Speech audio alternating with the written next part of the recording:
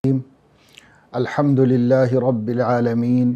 वस्सलातु वस्सलामु अला अशरफिल अंबियाइ व सादतिल अत्क़ियाइ व सय्यिदिल मुरसलीन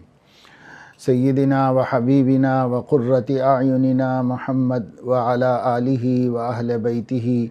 व सहबिहि अजमईन। अम्मा बाद,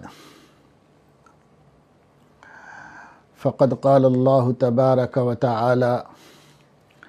या अय्युहल्लज़ीना आमनू इज़ा नूदिया लिस्सलाति मिन यौमिल जुमुअति फ़स्अऊ इला ज़िक्रिल्लाहि व ज़रुल बैअ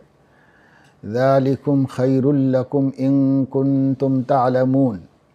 फ़इज़ा क़ुज़ियतिस्सलातु फ़ंतशिरू फ़िल अर्ज़ि वब्तग़ू मिन फ़ज़लिल्लाहि वज़्कुरुल्लाह कसीरन लअल्लकुम तुफ़्लिहून व इज़ा रअव तिजारतन औ लहवन इंफ़ज़्ज़ू इलैहा व तरकूका क़ाइमा क़ुल मा इंदल्लाहि खैरुम मिनल लहवी व मिनत तिजारह वल्लाहु खैरुर राज़िक़ीन। सदक़ल्लाहुल अज़ीम। आज जुमे का दिन है और सिलसिले तज़कीर व मौइज़त की 17वीं मजलिस और नशिस्त है। जुमे के दिन की इस्लाम में बड़ी फ़जीलत है। अहादीस शरीफ़ा में इसकी बड़ी बरकतें आई हैं। हुज़ूर अकरम सल्लल्लाहु ताला अलैहि वसल्लम ने इरशाद फरमाया कि अल्लाह ताला ने ये जुमे का दिन तलाश करने का और उसमें बंदगी व इबादत खुसूसियत से करने का हुक्म, हफ्ते का जो सबसे आज़म और सबसे अहम दिन है, इसको मुतअय्यन किए बग़ैर अल्लाह ताला ने इसका हुक्म यहूदियों को दिया था। तो यहूदी उलमा उसकी तलाश में नाकाम रहे और वो एक दिन आगे निकल गए, यानी उन्होंने हफ्ते को सय्यदुल अय्याम करार दिया और उसमें ख़ास बंदगी और इबादत करते थे और अल्लाह ताला के साथ ख़ास ताल्लुक़ कायम करते थे। फिर उसके बाद उन्होंने उस दिन की भी तौहीन की और उसमें अल्लाह के इम्तिहान में नाकाम हो गए, तो अल्लाह ताला के अज़ाब के शिकार हुए और अल्लाह ताला ने उन्हें सख्त अज़ाब दिया। फिर ईसाई कौम आई, ईसाइयों को भी हुक्म दिया गया कि वो सय्यदुल अय्याम को तलाश करें और उसमें अल्लाह ताला की बंदगी और इबादत का ख़ास एहतमाम करें। तो हुज़ूर अलैहिस्सलातु वस्सलाम ने फरमाया कि वो लोग एक दिन और आगे निकल गए और उन्होंने इतवार के दिन को, यौमुल अहद को सय्यदुल अय्याम करार दिया और उसमें अल्लाह ताला की ख़ास इबादत करते हैं, करते थे और करते हैं। आज भी यहूदियों के यहाँ यौमुस सब्त यानी सनीचर का दिन, हफ्ते का दिन बड़ी इज़्ज़त व अज़मत का समझा जाता है और ईसाइयों के यहाँ यौमुल अहद यानी इतवार का दिन बहुत ज़्यादा इज़्ज़त का, एहतराम का और अहमियत का समझा जाता है और वो लोग उस दिन खुसूसियत के साथ अल्लाह ताला की इबादत और बंदगी का अपने अपने तरीक़ों पर, अपने अपने अक़ीदों के मुताबिक फ़रीज़ा बजा लाते हैं, जो कि दीन इस्लाम की रोशनी में बातिल है, हक़ नहीं है। लेकिन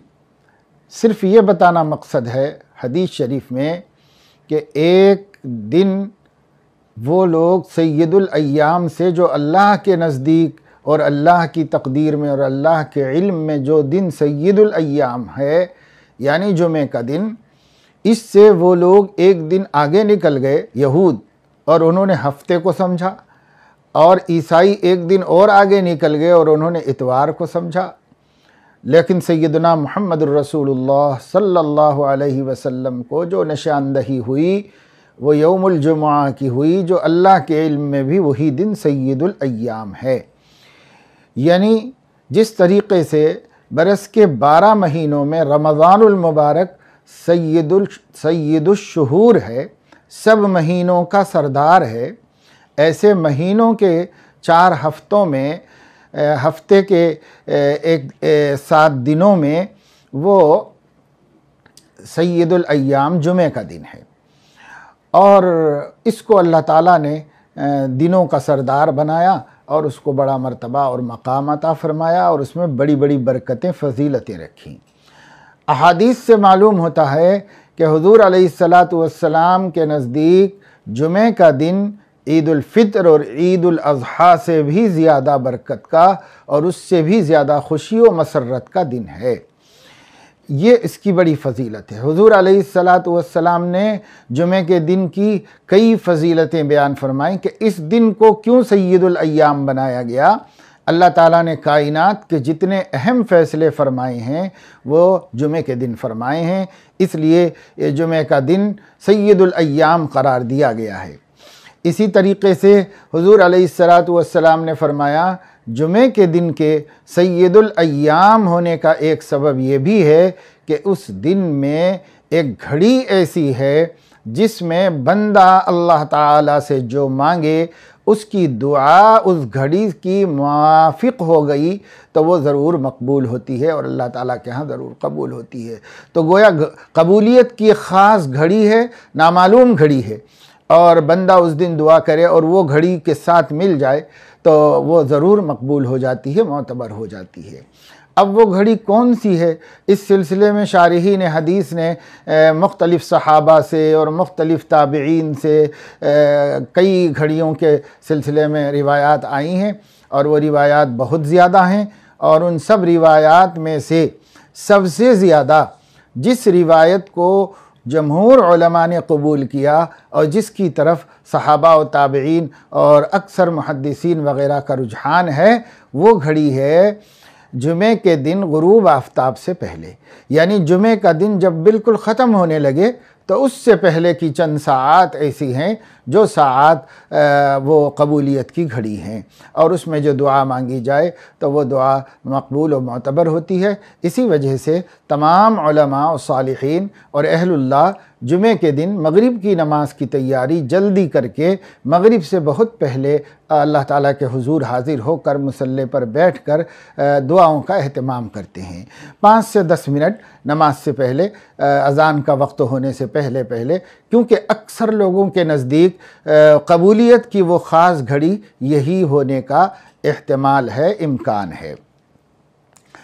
तो खैर को और भलाई को इम्कान की बुनियाद पर भी हासिल करना चाहिए। अक्लमंदी यही है, समझदारी यही है। इसीलिए अहलुल्लाह जो नहायत अक्लमंद और समझदार और आखिरत के कदरदां होते हैं वो लोग सब इसका एहतमाम करते हैं कि जुमे के दिन मगरिब की तैयारी ज़रा जल्दी करके 5-10 मिनट पहले ही मुसल्ले पर आकर कबूलियत की इस घड़ी को पाने और अपनी ज़रूरतें और तमन्नाएं अल्लाह ताला से पूरी कराने का एहतमाम करते हैं और फ़िक्र करते हैं। हमें भी ऐसा करना चाहिए, और इस घड़ी का मर्द हो या औरत, और आम दिनों में मस्जिद पहुंचकर या अब इन ख़ास दिनों में अपने ही अपने घरों में मर्द औरतें सब के सब जल्दी तैयारी करें और जल्दी आकर मगरिब से पहले मुसल्ले पर बैठ जाएं और अल्लाह ताला से दुआएं करते रहें यहाँ तक कि आफ्ताब गुरूब हो जाए और मगरिब का वक्त हो जाए तो फिर मगरिब की नमाज अदा कर लें। इस घड़ी को छोड़ना नहीं चाहिए, इससे फ़ायदा उठाना, बल्कि इस वक्त तो हमारी